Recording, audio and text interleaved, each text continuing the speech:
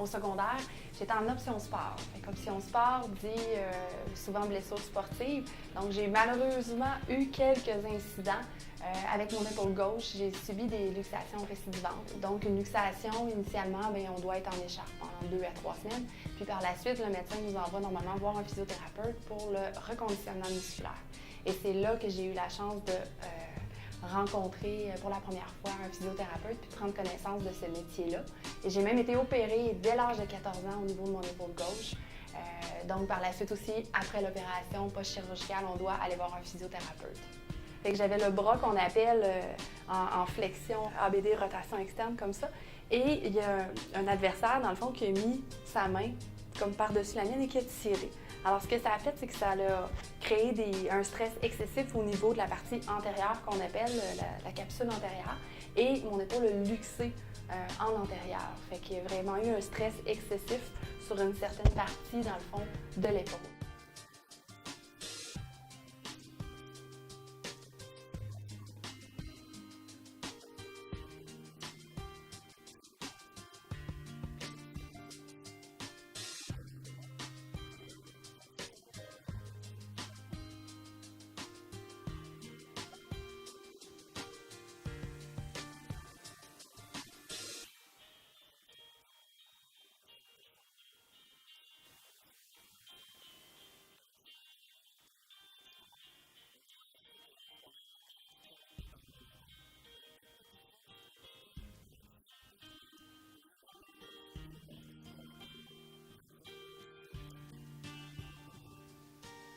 On ne traite pas juste les sportifs, on traite monsieur, madame, tout le monde, les gens qui ont des accidents de travail, on traite aussi les gens en gériatrie, donc les niveaux plus fonctionnels.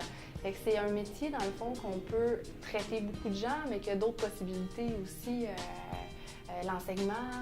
Donc, c'est un métier qui est très riche. Le champ de pratique peut être très varié.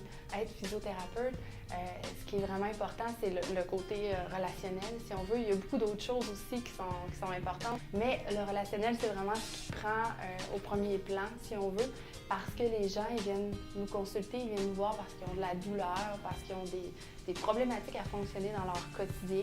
Fait que pour eux, c'est important d'être compris, premièrement, qu'on soit empathique à leur cause, qu'on leur explique leurs problématiques, puis qu'on les guide à travers ça. L'aspect scientifique prend une grande importance de façon générale dans la physiothérapie parce qu'on s'appuie sur des données probantes, sur la littérature pour choisir nos modalités de traitement. Fait que dans le fond, on n'a jamais fini d'apprendre, des nouvelles techniques parce que, bon, la science évolue, parce que les techniques évoluent. Fait que ce qui fait que c'est comme un apprentissage qui s'échelonne sur toute notre vie de professionnel.